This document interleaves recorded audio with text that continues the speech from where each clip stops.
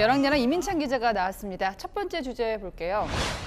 네, 코로나 추경 처리를 위한 본회의가 오늘도 불발됐는데 서로 뭐라고 공격합니까? 적반하장이다 이렇게 서로 주장하고 있습니다. 네. 추경 규모를 두고 여야가 이견을 좁히지 못하면서 오늘 오후 8시로 예정됐던 본회의 내일로 네. 연기됐습니다.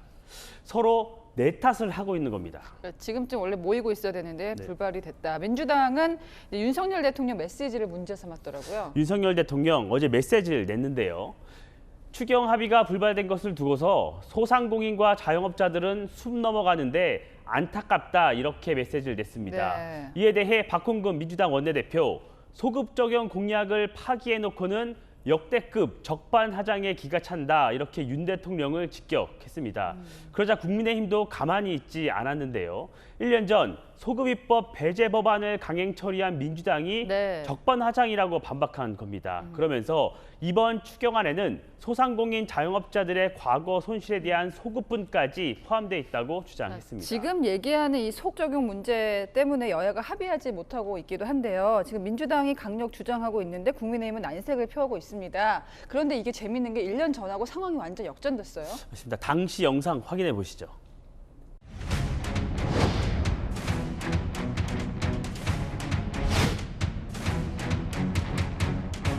더 이상 소급 적용 문구 하나로 실질적 보상과 지원이 늦어지는 일이 있어서는 안 됩니다.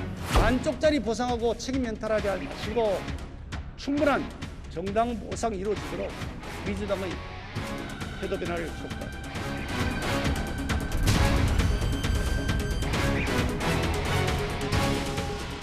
하지만 정권 교체로 국민의힘과 민주당이 공수를 맞교대하면서 예. 입장이 바뀐 상황입니다. 국민의힘은 더 이상 추경 처리를 미룰 수 없다. 민주당은 추경 처리를 위한 여야 영수회담을 열자며 서로를 압박했는데요. 네. 여야 모두 정치적 유불리보다는 국민과 민생부터 먼저 생각했으면 합니다. 네, 항상 보면 정치적 상황은 이제 계속 반복되는 것 같아요. 다음 주제 보겠습니다.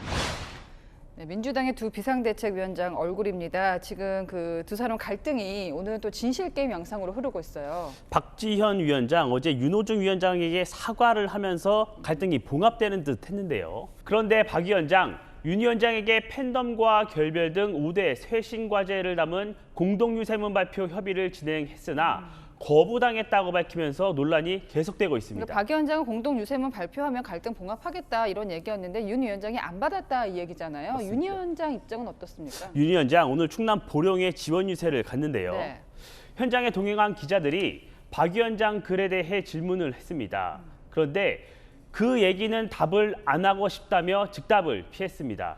이 질문이 계속되자 윤 위원장은 우리 당은 지난 대선 결과에 대해 반성과 또 쇄신을 해왔다며 예. 선거가 끝나면 당 혁신을 위해 네. 구성원들과 논의하겠다고만 답했습니다. 그러니까 공동 유세문 발표 요청을 받았는지 요거는 대답을 안 하고 이제 진실 게임 양상이 되고 말았는데 또 하나 있습니다. 박 위원장이요. 당 혁신위원장 자리를 요구했다 이런 얘기가 있는데요.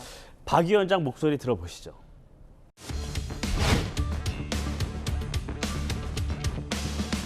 비대위원장 자리를 하고 있음에도 이렇게 혁신이 어려운데 혁신위원장 자리 맡는다고 해서 뭐 더 잘할 수 있을 것 같다라는 그런 환경이 안 만들어져 있기 때문에 뭐 해달라고 해도 저는 안 할 것입니다. 네.